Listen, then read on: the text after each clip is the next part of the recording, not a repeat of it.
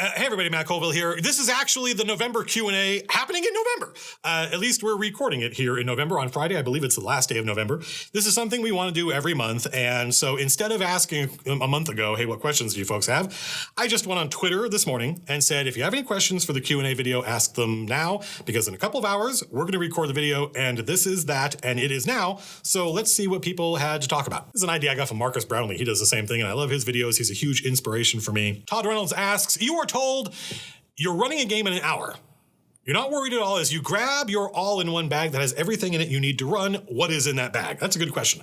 And we will probably at some point do a video or we'll do a game, a stream maybe, where I just improv a session, because I think if I were in the right mood, right, if I had enough caffeine, that I could probably run a game with the monster manual, the DM screen, my dice, and then paper and pencil. And that would be all I would need. Because I know the secret. And the secret is that you don't actually need that much content on a given week-by-week basis. All you have to do is set up a good, interesting scenario, give the players a couple of NPCs to interact with, and they will play on their own and talk to each other and engage with the content while you are listening and kind of cobbling things together. So improving a session is scary.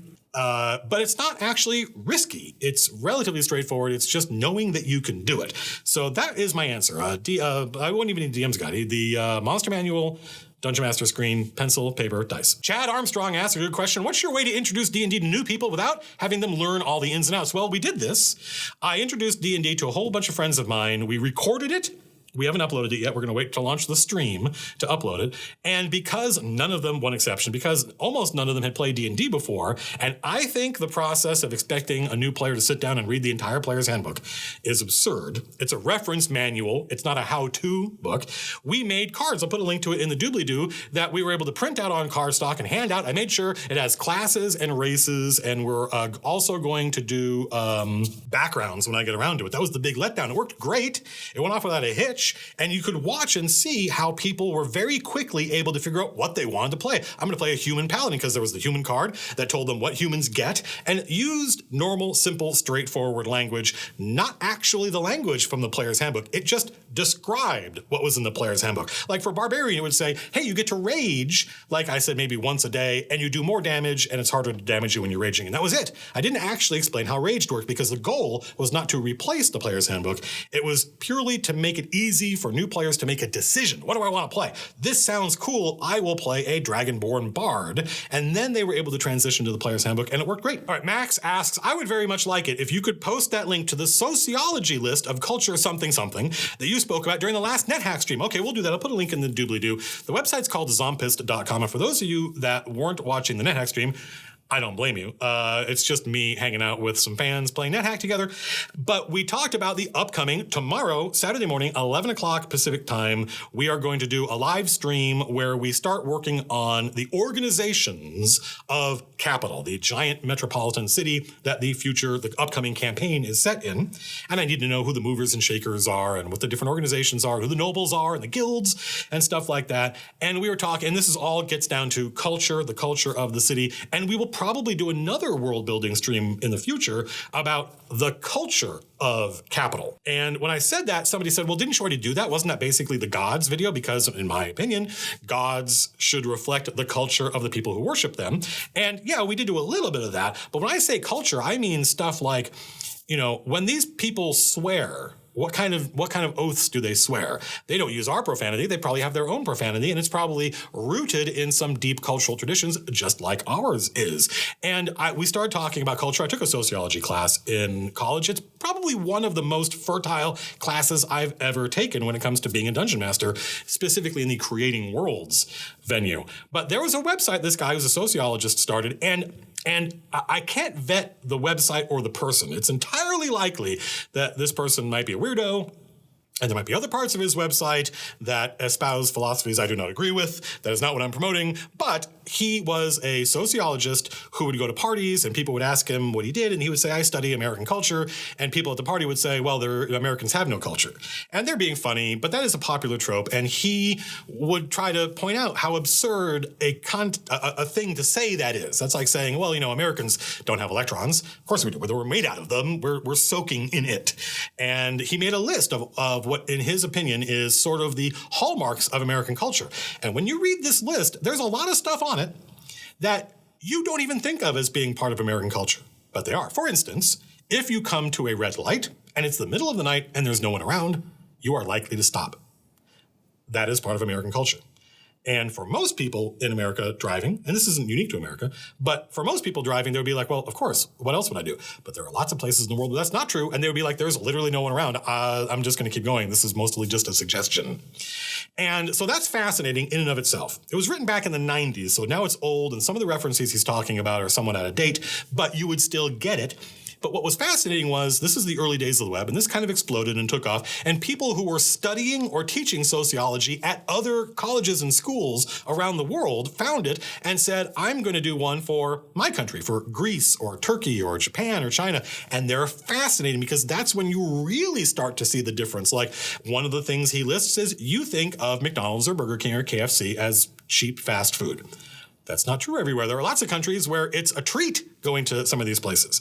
So that helps me think in terms of when I'm creating a new culture, when the players are going to go to this place and spend, hopefully years there from 5th to 15th or 18th level, I really need to know what are the mores and folkways of this culture, and a list like that helps, and it may help you. Fiora, follower of Helm, asks, how would you handle a PC secretly wanting to harm or kill another PC? Would you allow it? It's tricky for me to make blanket statements like no, under no circumstance, but my gut reaction is no, under no circumstance would I allow that. Anything like that, the other player would have to be complicit. I think you could do something like that and it's between those two players and the rest of the group doesn't know. But if the player whose character it is not aware that you and the other player are conspiring against them, then really what you're doing is you're setting up an elaborate troll, the end of which and the goal of which will be ruining that player's fun. So no, I am not interested. I would not allow that. Marcus Ingolfson says, I'm using my first dragon and I really want to roleplay him for the good of the players. I presume they mean I want to do a good job roleplaying them to make my players happy. Any tips on how to bring the best out of your dragon encounters? We just did a video called The Dungeon. And so a whole bunch of people are assuming the next video is going to be called The Dragon. But I don't think it is. I don't really have a lot. I don't think there's a lot to say there per se. But my attitude toward dragons comes in a couple different flavors depending on the campaign you're running. I think you could do a lot worse than to just go to Smaug from The Hobbit. It's the archetypal dragon.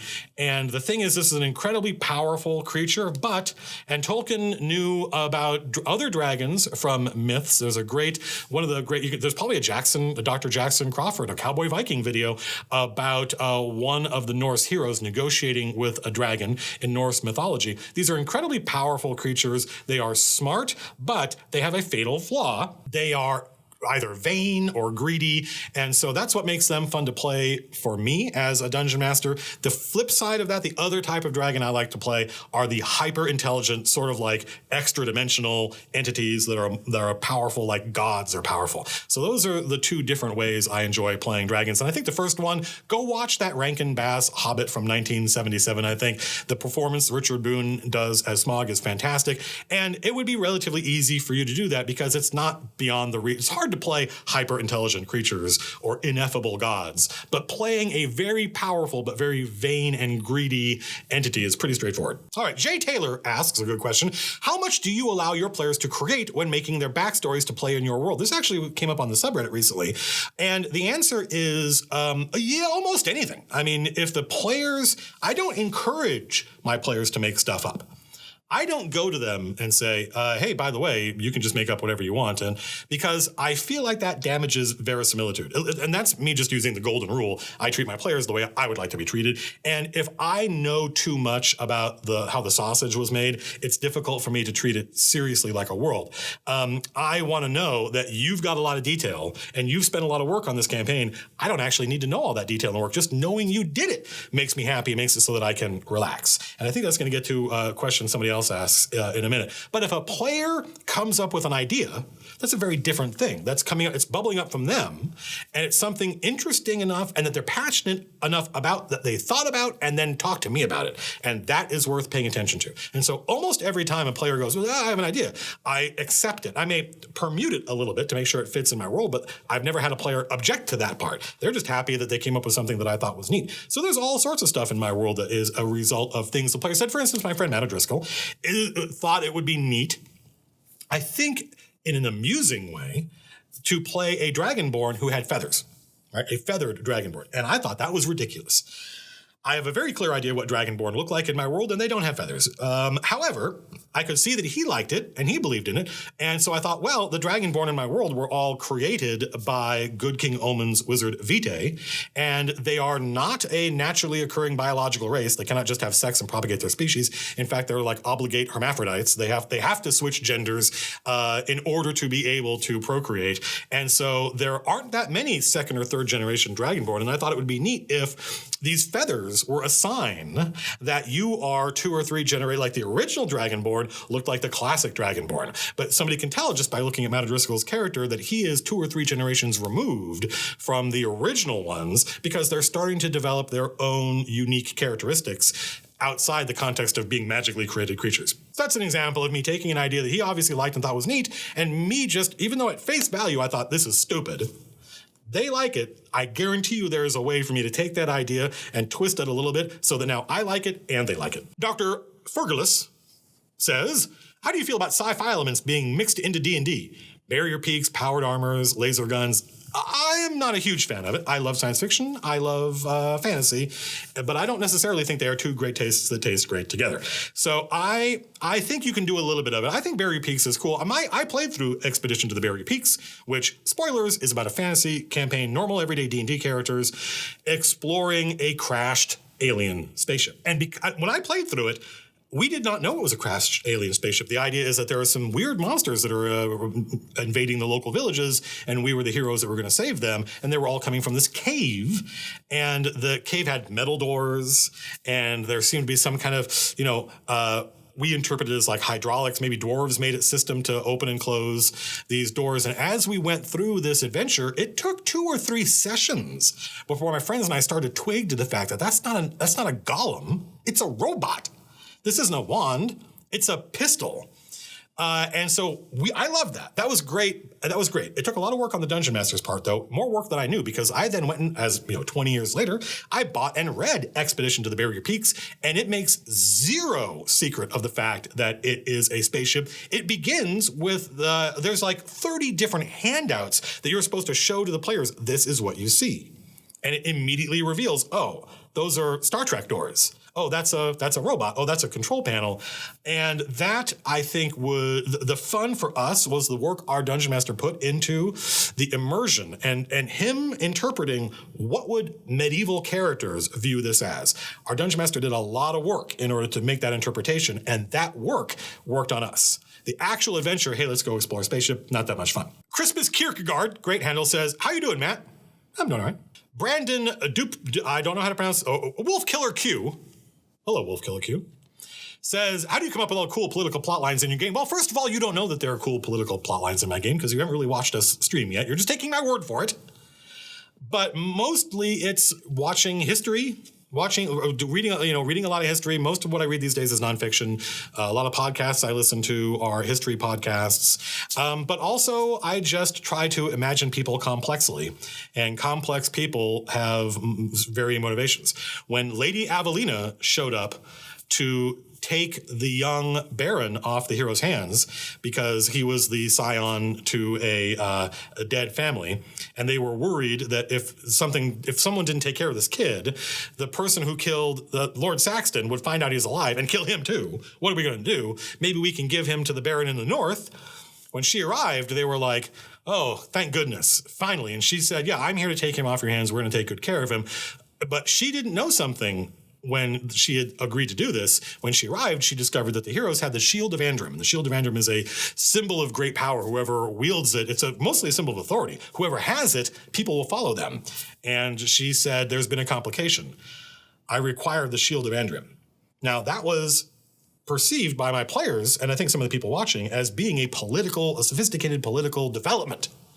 But really all it was Lady Evelina serving a Baron, recognizing that, knowing that we who struggle in the north will find it easier to get allies with that. I need it. I'm going to make that part of the negotiation. You want me to take this kid off your hands? No problem. You're going to have to do something for me. And that's not me thinking, well, how can I make this political? It's purely just me imagining characters complexly and then thinking about stuff like, what do the characters care about? What do the characters care about? They really care about that shield.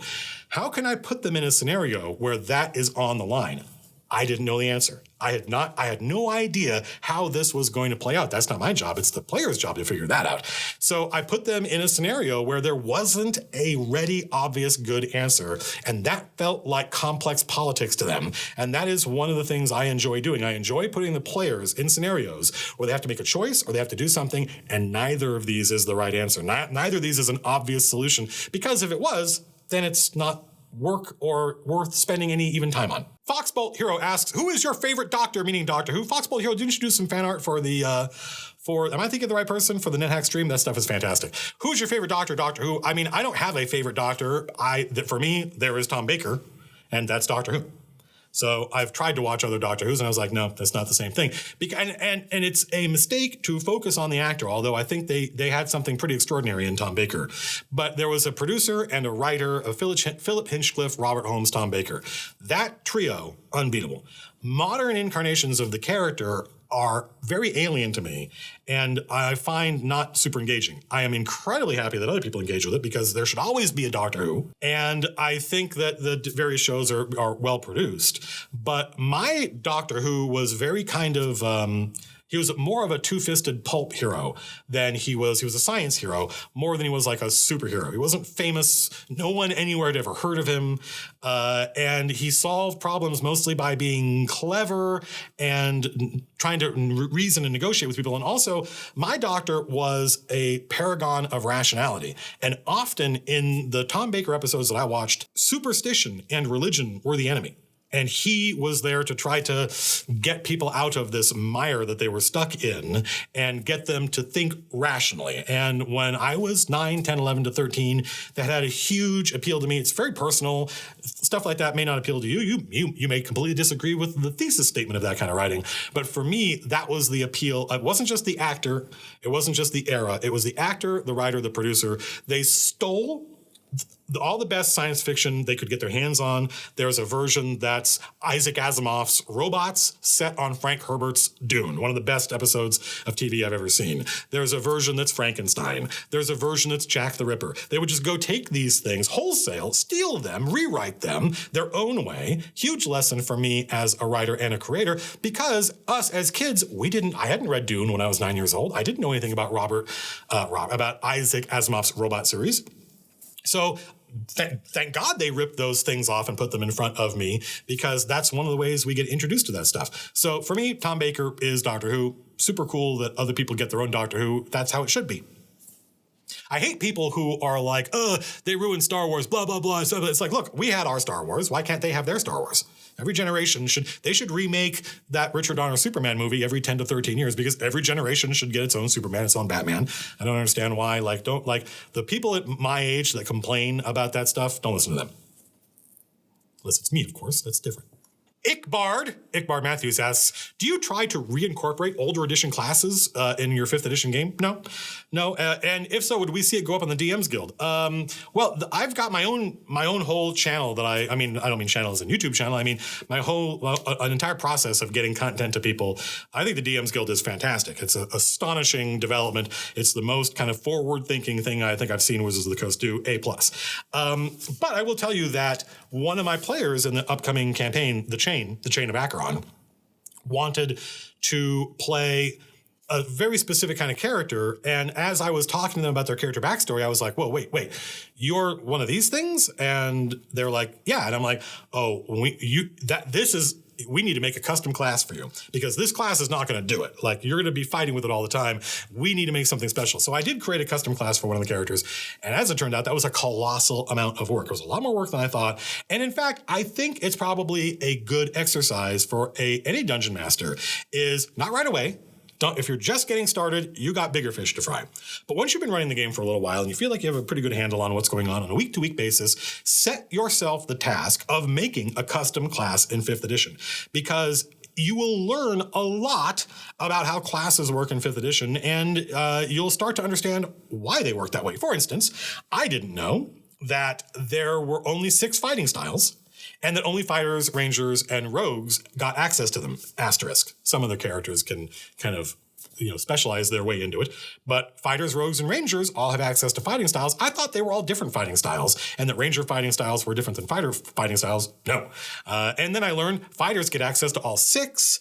No other class does. That's one of the things that makes a fighter a fighter. So we've learned a couple of things. A, there are martial classes in D&D that are different than other martial classes. In a sense, there are true martial classes, and then classes that are just good with weapons. For instance, barbarians, we think of as a martial class. They do a lot of damage. They have, use big, heavy weapons, but they don't have any fighting styles. They have no way to maximize their effectiveness with weapons, and rangers, rogues, and fighters all do. So there's something special about rangers, fighters, and rogues that makes them more martial than the other classes, I thought. And I thought that was really neat and really good design. And I felt like I learned a lot about the game. I learned that after I designed 4 of my own fighting styles because that's how I thought it worked. I thought that this class needs its own fighting styles.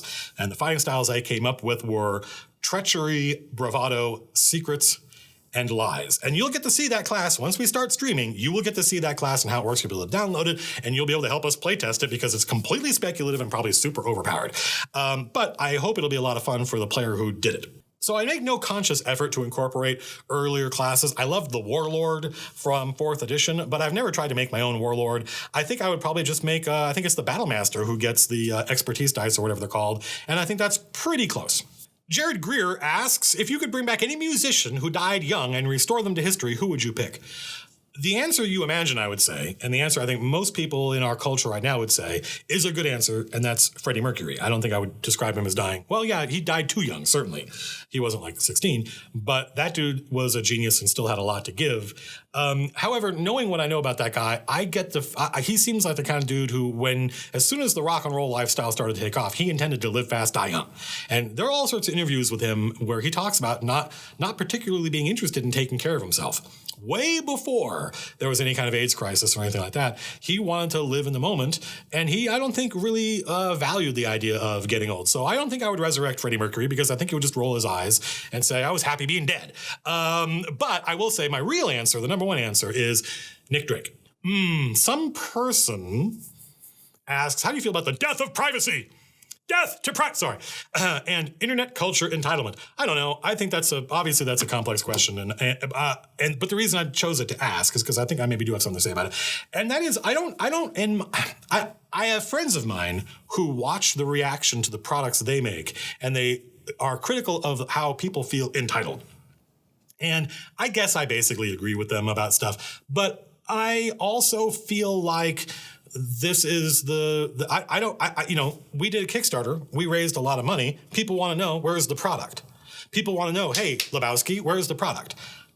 I worry about that too. I think about it all the time. The book's not done. The stream hasn't launched. What is going on? How do we fix these things? How do we get everything done? And we have good answers to those things, and I have zero doubt that these things are going to happen. Just the question is when. And you'll see people online in our Discord. We have a great Discord. I'll put a link in the doobly-doo on the subreddit saying, hey, where's the product? And then other people say, hey, don't be so entitled. I'm like, wait a minute, that's not entitlement. We said we'd do it. they're owed it. This is the relationship. This is George Martin. It's not entitlement to say, hey, where's that next book? He said, well, I'm going to make this many books. And he actually, I think there's a point where he like titled them and you can see forthcoming. So that's a contract he has with his readers. And so that's not entitlement. I think entitlement is stuff like I deserve everything for free. Yeah, I get it. I just ignore those people who are like video game developers should work for nothing. That's absurd. But I not only do I don't know anybody that takes that stuff seriously, and I question whether or not the people who say it. I think there's a lot of signal jamming in comments and online. A lot of comment. We don't have this problem, by the way, in our YouTube comments yet. We don't have the people doing signal jamming. I see it in other videos. I see it in like AVE videos where the people saying this stuff, the thing they're trying to do, they're not, you'll notice that people who are just being obstreperous or being wang rods in comments, they're not talking to each other the way everybody else is. It's not like they're part of some other second community that's just a mirror image of this one and they're talking to each other while these are lone voices that are throwing out these absurd comments like, I remember like Telltale Games shut down recently. Rest in peace. I thought those folks made great games. And somebody somewhere said they should just, they should work for nothing and finish the last game. And comments like that are just an attempt to short circuit any other discussion. Those people who say stuff like video game developers should work for free, or like, you know what I'm talking about, like any kind of random weird comments in the doobly-doo. Those people are trying to jam the signal. They're trying to stop discussion. That's their goal. And so I don't think of those people as being entitled. I think of them as coming up with phrases that they know are super loaded and will signal jam what's happening, that will block the signal. And I have a zero tolerance policy toward that stuff. Anytime I see somebody commenting on my videos and they're not talking about the subject of the video, delete. Robert Brown asks about niche protection. You've said in other videos that you protect niche classes with examples like Ranger. That's the only one. People ask me about this all the time, and obviously I did a bad job explaining it because I come from a tradition where one of the things Rangers could do was track, and if you wanted to track somebody, you need a Ranger. And what I find is that I guess there's a larger question, which is I often will tell players that they can make a check, they can try this, but only if they're proficient. And we'll do a whole video about the, I call it the skill check cascade, but skill check dogpiling is another term for it, where one person tries something and everyone wants to try it. And that removes the specialness of a given class. It's like one of the things that makes paladins different from these other classes is they have these unique combination of skills that no other class has. And each class has its own unique combination of skills. But if everybody can try everything and you're just waiting for people to finish rolling d20s, so I will often say, nope, you can only try this if you're proficient in it. I've never had players balk at that. I've never had them go, that's not fair. No, they get it. You have to have had some experience with this. That's what proficiency represents. You have to have some experience with this in order to give it a shot. And the most extreme example of that is if you are trying to follow tracks and you don't have a ranger, you're on your own. Because I want people to want to play rangers. I want people to see the value in having a ranger in the party. And, the way they do thieves tools, where you're basically not really going to try and pick locks unless you have a thief, because the thief has access to thieves tools. That stuff works pretty well. But if that didn't work, I would do the same thing for thieves. I would just be like, unless you're a thief, you have no idea how to disarm this trap.